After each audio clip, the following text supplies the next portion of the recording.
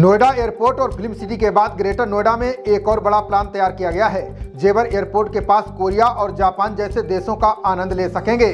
जी हां, एयरपोर्ट के पास 2 mini country बनाने का प्लान तैयार किया गया है। योगी आदित्यनाथ ने नोएडा की हाईटेक सिटी बनाने के लिए बड़ा प्लान तैयार किया है।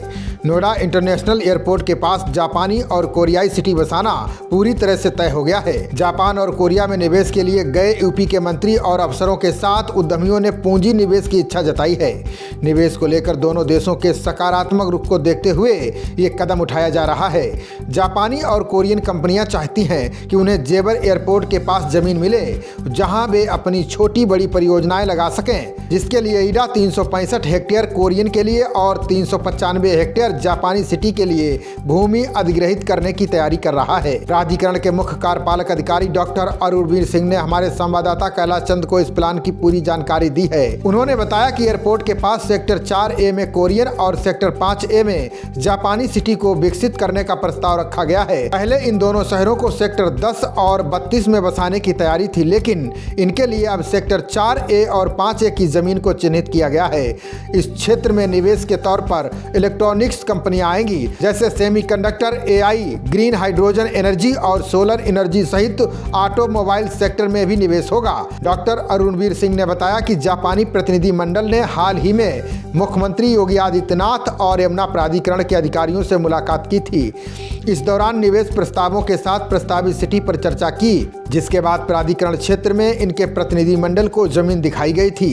इसके लिए बने कंसोर्टियम यानी सहायता संघ द्वारा जमीन तय करने के बाद प्राधिकरण ने दोनों सेक्टरों में किसानों की भूमि को अधिग्रहण करने की तैयारी शुरू कर दी है।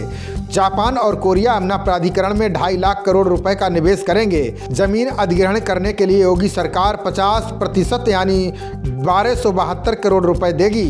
बाकी का भुगतान दोनों देशों की कंपनियों की तरफ से किया जाएगा। मिनी सिटी के लिए किसानों से 2544 करोड़ रुपए में भूमि ली जाएगी। साउथ कोरिया और जापान गया था और वहाँ पर हम लोगों ने जो इंडस्ट्रियल क्लस्टर्स हैं उनसे भी अलग अलग बात की थी, और साथ ही साथ जो लोग फंड करते हैं, जैसे जायका जो जापान का बहुत बड़ा फंडिंग है, जिसमें भारत में बहुत निवेश कर रखा है, और भी बड़े बड़े कोरियन फंड हैं, इन्वेस्टमेंट फंड हैं, सबसे बात की थी। तो सबका ये कहना था कि इंडस्ट्री आना चाहती है, क्योंकि इस समय जो वैश्विक माहौल है उसमें भारत में इंडस्ट्री आने के लिए काफ़ी इच्छुक है, लेकिन उसके लिए वो पूरा इकोसिस्टम चाहते हैं।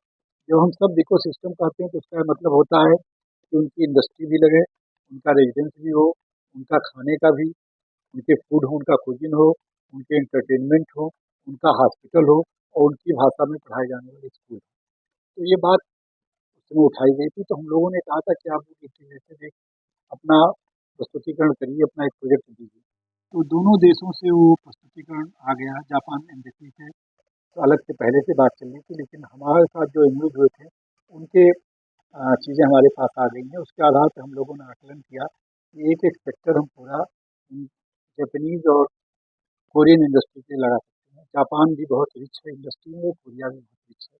दोनों देशों के साथ इंडस्ट्रियलाइजेशन करने से इस क्षेत्र को एक नई गति मिलेगी। उत्तर प्रदेश में रोजगार के लिए अपार संभावनाएं पैदा होंगी। इसीलिए 2 सेक्टर 4A और 5A हम लोगों ने चयनित किया, जिसमें कि एक में पूरा कोरियन ग्रुप को दिया जाएगा और वो वर्ल्ड सिटी होंगी, सब कुछ SEZ जैसा होगा, और भी सुविधाएं जो होंगी, टेक्नोलॉजी वगैरह वो भी दी जाएंगी। इस संबंध में सरकार द्वारा, उत्तर प्रदेश सरकार द्वारा आगे कार्रवाई की जाएगी। तो इस तरह से हम लोगों ने तय किया है कि जापान और साउथ कोरिया दोनों देशों के लिए एक डेडिकेटेड एक SEZ बनाया जाए, एक शहर बताया जाए, जिसमें उनकी सारी सुविधाएं के लिए कंप्लीट इकोसिस्टम हो। खबरों का सिलसिला जारी रहेगा। देखते रहिए जनप्रवाद। नमस्कार।